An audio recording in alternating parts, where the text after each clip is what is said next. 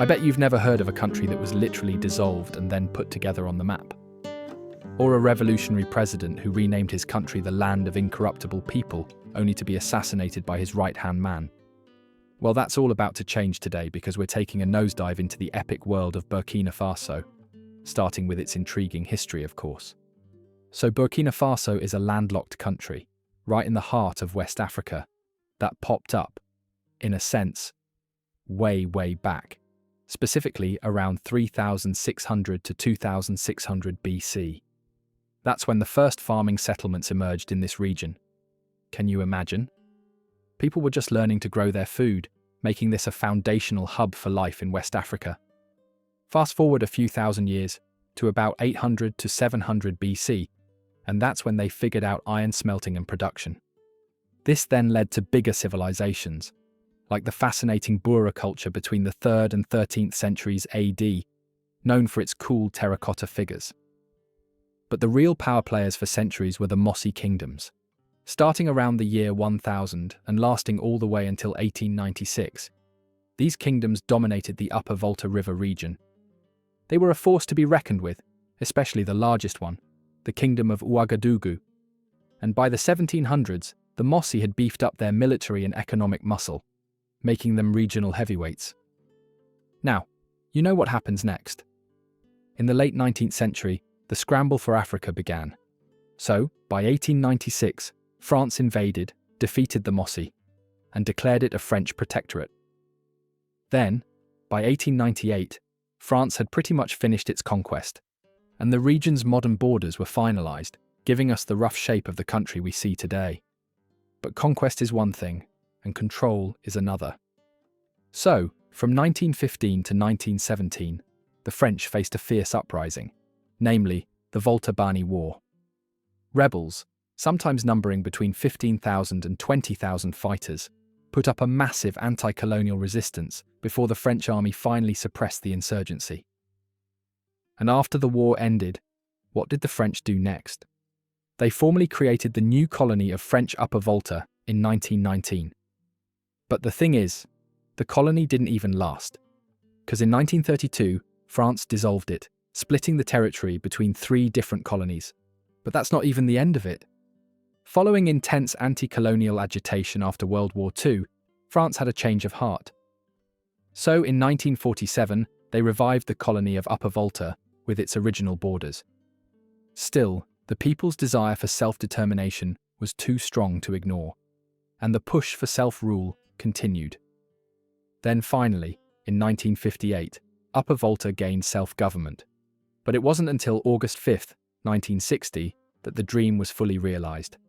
Upper Volta achieved full independence.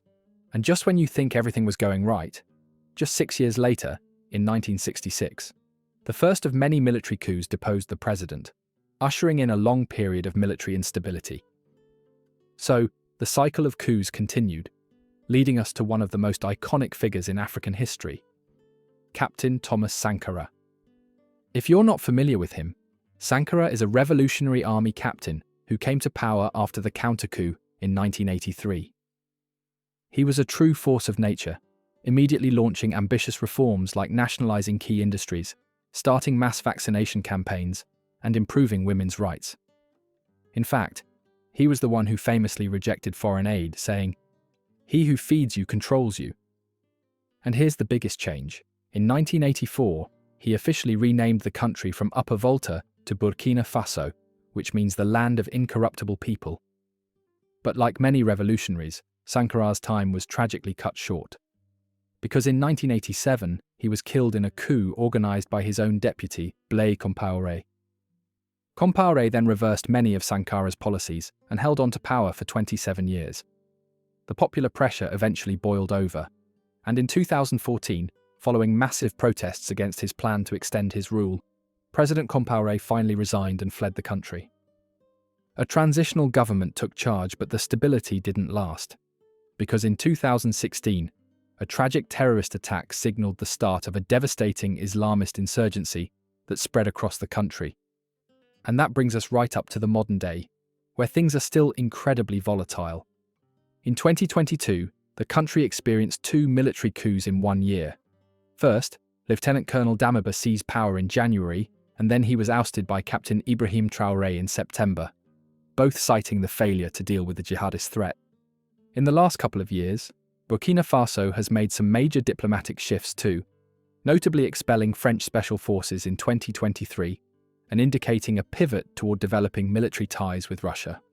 So, from ancient kingdoms, to a revolutionary vision, to a constant struggle for stability and security, that is the captivating, heartbreaking, and ultimately unforgettable story of Burkina Faso's history. But it's just going to get more exciting from here, because up next, we're going to look at the geography of Burkina Faso. Remember how I said Burkina Faso is landlocked? That's a crucial detail. This country is right in the heart of the West African hump, bordered by 6 different neighbours, namely Mali to the north and west, Niger to the east, and then running south, we have Benin, Togo, Ghana, and Côte d'Ivoire. Geographically, this place is mostly a giant, gently sloping plateau, or as we learned in geography class, a peneplain. It's been eroded nearly flat over millennia, with the land generally sloping from the north and west down towards the south and east. Plus, the average elevation is pretty low, but we do have some exceptions. The country's highest point, Tenakuru, sits in the southwest at 747 metres, or 2,451 feet. This western and southwestern region is also where you find some of the most dramatic scenery, like the incredible sandstone cliffs and scenic waterfalls of the Banfora Escarpment. Now that's a place to set up a drone. So even if the country doesn't have any beaches, it doesn't mean that it doesn't have incredible waterways here. Because fun fact, the country is actually named after the upper reaches of a massive river system, the Volta. Its 3 main branches, namely the Muhun, or Black Volta, the Nakambe, also known as White Volta, and the Natsinon, or Red Volta, all flow through here before heading south to feed Ghana's Volta Lake. The Muhun, in particular, flows year-round and even forms a natural border with Ghana. However, you won't find a ton of water here. Many of the smaller rivers and streams are seasonal, meaning they fill up during the rainy season and then just dry out when the harsh, dusty and relentless Harmattan winds blow in from the Sahara. Oh, and speaking of those seasons, the country really only has 2. The rainy season, which is an absolute lifesaver for the crops, and the long dry season dominated by those hot, dusty winds. This leads to 3 totally distinct climatic zones, defined almost entirely by how much rain they can get. Up in the north, you've got the Sahel Belt. It's closest to the Sahara, so it's semi-arid and a pretty tough place to try and make a living. Moving down a bit, it transitions into the Sudano-Sahelian zone, a savanna ecosystem with scattered woodlands. Then, way down in the south, you hit the Sudano-Guinean zone. This is the lushest part of the country. It gets the highest rainfall, meaning you find denser forests and the most fertile soil, which, as you can guess, is crucial for all the agriculture. So, among these 3 zones, which one are you most curious to see up close? Let me know in the comments down below. And just a little bit of trivia for you. Administratively, the country is divided into 13 regions, which are then broken down into 45 provinces. The capital city, Ouagadougou, which is a mouthful to say, I know, is located in the very populous centre region. So, now that we understand this challenging yet beautiful lay of the land, what does all that heat and those rivers mean for the people who actually live here? Well, there's only one way to find out. So, let's go ahead and talk about the economic and political landscape of Burkina Faso, shall we? So, how's the economy doing? Well, according to the World Bank, the economy actually picked up speed recently. GDP growth accelerated from 3% in 2023 to 4.9% in 2024. That's a huge jump, which is good news for a rapidly growing population. As of 2024, the estimated population is around 23.55 million people and is climbing fast at about 3% per year. So, what drove this boom? 2 things: services and agriculture. And this wasn't just luck too. Instead, it was the slightly improved security situation, which combined with favourable weather and some extra government support for farming, really helped push things along. This surge in agriculture and services also had a direct impact on the most vulnerable. meaning the extreme poverty rate, which was at about 27.7% in 2023, affecting 6.4 million people, actually dropped by 3 points in 2024, falling to 23.2%.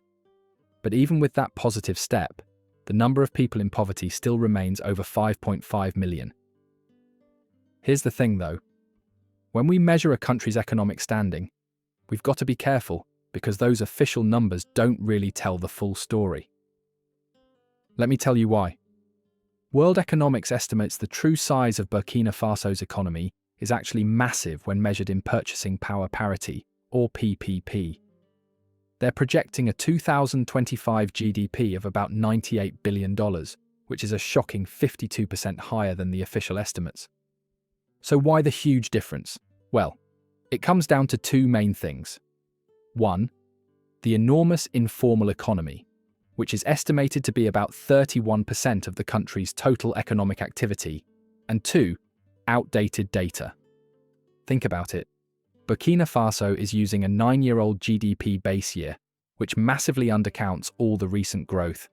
And just to give you the complete picture, officially, the GDP in current prices for 2024 was about $21 billion according to World Economics. But Trading Economics says it's about $23.25 billion. Factoring in the reality on the ground, the country is clearly more productive than the official statistics suggest.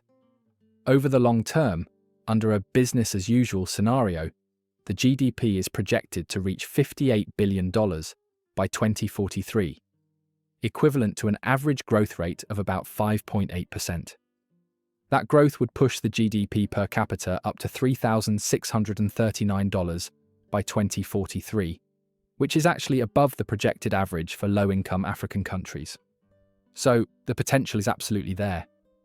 But potential means nothing without stability.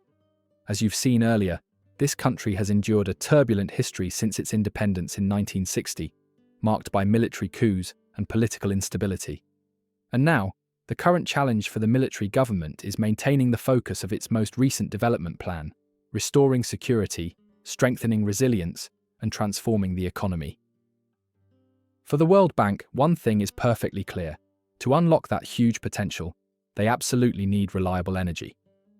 Access to electricity is severely limited, especially in rural areas, and that's a major bottleneck for industry and services.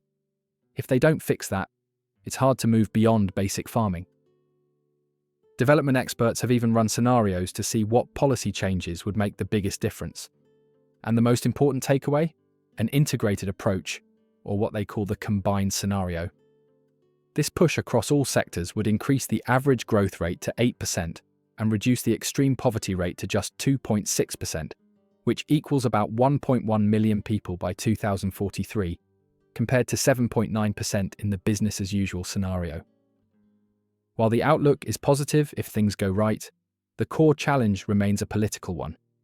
Integrated, stable governance is the essential ingredient to turn their potential into prosperity. If they can pull that off, this country has a very bright future ahead. A future that celebrates the country's beautiful tapestry of cultures, languages, and traditions woven all the way across West Africa. Just imagine, you've got over 60 distinct ethnic groups here, speaking 81 recorded African languages. Right at the center of that mosaic are the Mossi. They're the biggest piece of the puzzle, making up the majority of the population. And their language, Moore, is spoken everywhere, which makes it a huge thread holding the country together.